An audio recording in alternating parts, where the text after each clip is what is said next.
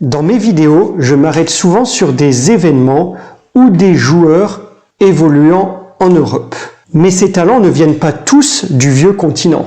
L'Afrique abrite souvent quelques pépites et nous en avons vu évoluer certains au sein des différentes associations sous l'égide de l'UEFA. J'ai décidé dans cette vidéo de rendre hommage à 5 d'entre eux, 5 stars du continent africain qui ont eu une grande carrière à l'image de leur talent. Mais avant cela, comme d'habitude, pour ceux qui regardent surtout et qui ne l'ont pas encore fait, pensez à vous abonner, c'est important pour moi et pour la chaîne. Et pensez aussi à me suivre sur mon Instagram pour être tenu au courant en milieu de semaine du thème de la vidéo qui sera traitée le week-end suivant, une vidéo tous les samedis matins.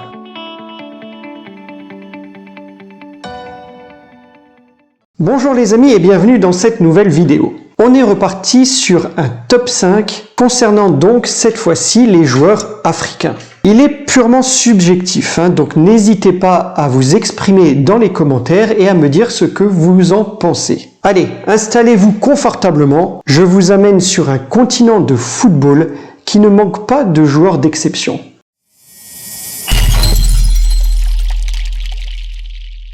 Le numéro 5 est Yaya Touré. C'est un milieu de terrain box-to-box, c'est-à-dire qu'il évolue parfois de manière défensive, parfois de manière offensive, on pourrait aussi qualifier ce poste de milieu relayeur. Il a surtout joué pour Barcelone et Manchester City. Pendant sa carrière, il a glané de nombreux trophées et notamment un sextuplé historique avec le FC Barcelone, c'était sur l'année 2009. Il a remporté la C1, la Coupe du Roi, le Championnat d'Espagne, la Coupe du Monde des clubs, la Super Coupe d'Europe et la Super Coupe d'Espagne. En équipe nationale, il a gagné la CAN en 2015 contre le Ghana, après avoir échoué à 2 reprises en finale en 2006 et en 2012. Touré a été élu joueur africain de l'année 4 années consécutives entre 2011 et 2014 et il est régulièrement nommé dans la liste des 23 meilleurs joueurs au titre du Ballon d'Or sur cette période.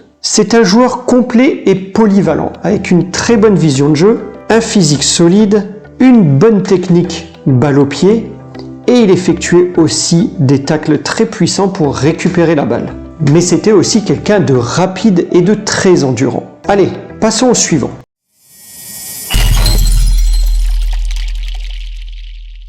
Ah, Mila.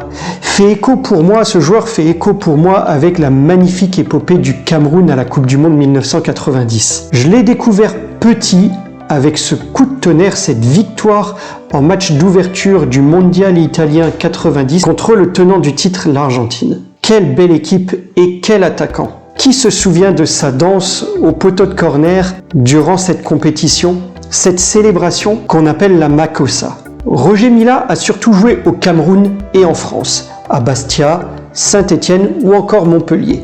Le vieux lion, comme on l'appelle, était un buteur prolifique. Même s'il n'a pas remporté de titre majeur en club, il a gagné la CAN à 2 reprises avec sa sélection en 1984 et en 1988 et a été finaliste de l'édition 1986. La Coupe du Monde 1990 avec une élimination contre l'Angleterre en quart de finale dans un match fantastique reste son fait d'armes le plus retentissant, symbolisant à ce moment-là le plus long parcours en Coupe du Monde d'une sélection africaine. J'ai vu et revu de nombreuses fois ce quart de finale et pour le plaisir, je vous en mets un petit bout.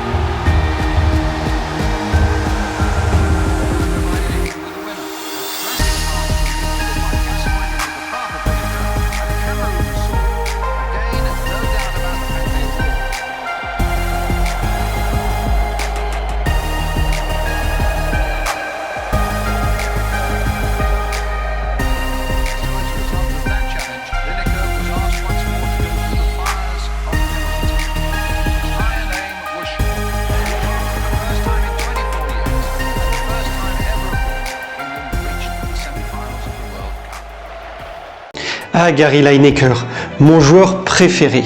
Il faudra que je revoie cette Coupe du Monde 90, tant j'avais aimé cette équipe d'Angleterre et cette magnifique équipe du Cameroun pendant cette compétition. Regardez au moins ce match si vous n'avez pas vu la compétition. Il a été élu Ballon d'Or africain en 1976 et en 1990, et c'est encore aujourd'hui une icône du continent africain.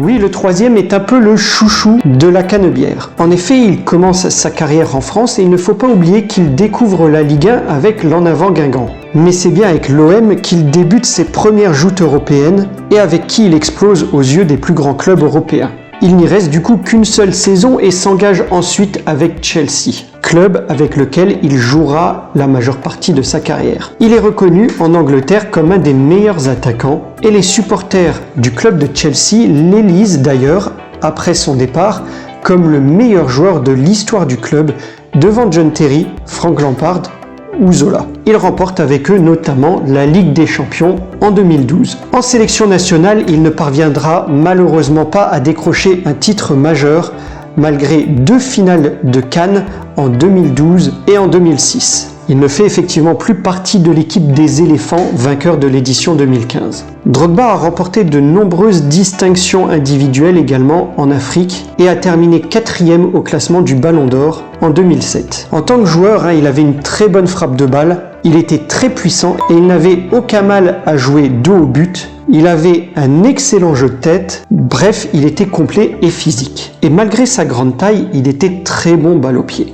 En tant qu'homme, c'est une personne très investie dans des actions en faveur de la paix et dans des actions caritatives. Bref, Drogba était un des tout meilleurs joueurs africains et une personne qui reste très populaire, notamment du côté du Vélodrome et de Stamford Bridge.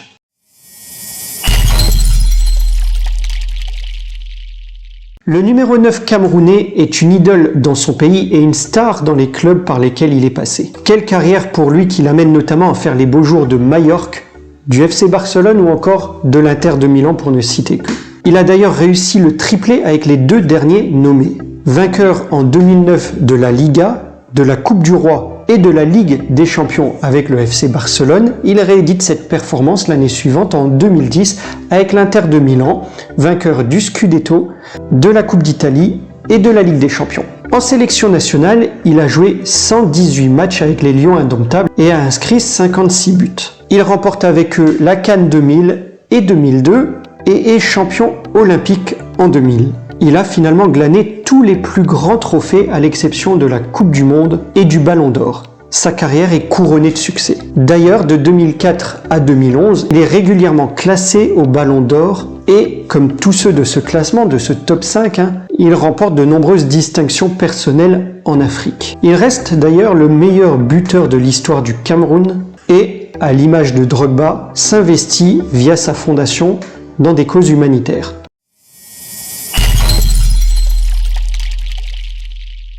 Qui d'autre que Mr. George pouvait prétendre à la première place de ce classement? J'avais d'ailleurs fait une vidéo sur les grands joueurs n'ayant jamais pu disputer de grandes compétitions et surtout de mondiales que vous pouvez découvrir juste ici. C'est le seul joueur africain à avoir remporté le Ballon d'Or France Football. C'était en 95 et cette trace pour le football africain l'amène justement au top de ce classement pour moi. Il est passé par des clubs comme Monaco qu'il a découvert, le PSG où il a confirmé et le Milan AC où il a explosé et qui a été une consécration. Il y a inscrit de nombreux buts, comme celui-ci que je vous montre pour le plaisir. George, on a écarté avec Nouma, George encore, oh là, il est passé. Il est passé. passé. Oh, il est passé. Oh, quel but. Il est passé. Oh, quel but. Quel but. George Oh, on sentait qu'il était ça capable. pourrait être passé, il est passé. Oh, il est passé. Quel oh but. oui. Quel festival, George Weah. Ah, ça c'est un festival. Depuis le départ, intérieur pied droit, puis extérieur pied droit, puis extérieur pied droit nouveau, et pleine lunettes au premier poteau. Et si vous aviez été à la place de Cannes, vous n'auriez pas pu faire mieux. si ce n'est de constater les dégâts. 1-0, but de Giorgio Weah. Concernant l'équipe nationale, eh bien, il a joué 59 matchs avec le Liberia, qui retire d'ailleurs son numéro 14 à la fin de sa carrière. Malheureusement, hormis 2 Coupes d'Afrique des Nations en 96 et en 2002, où il n'a jamais pu passer le premier tour, il n'a pas pu démontrer son talent au niveau international. Il faut dire qu'il portait véritablement l'équipe à lui tout seul durant sa période d'activité. Après avoir été au sommet du football, George Weah est aujourd'hui au sommet de l'État en tant que président de la République du Liberia. Voilà les amis pour ce classement. Qu'en pensez-vous ? J'aurais pu citer encore Thomas Nkono, que vous avez vu un moment dans la vidéo lors du match Cameroun-Angleterre, ou encore Rabat Madjer ou même Abedi Pelé. Ils auraient peut-être mérité d'entrer dans ce top. N'hésitez pas à vous exprimer en commentaire pour me dire qui vous auriez placé dans ce top 5. À nouveau, pensez à vous abonner pour faire progresser la chaîne. Likez, partagez, commentez, mais surtout appréciez. Et je vous dis à très vite pour une nouvelle vidéo. Portez-vous bien. À bientôt les amis.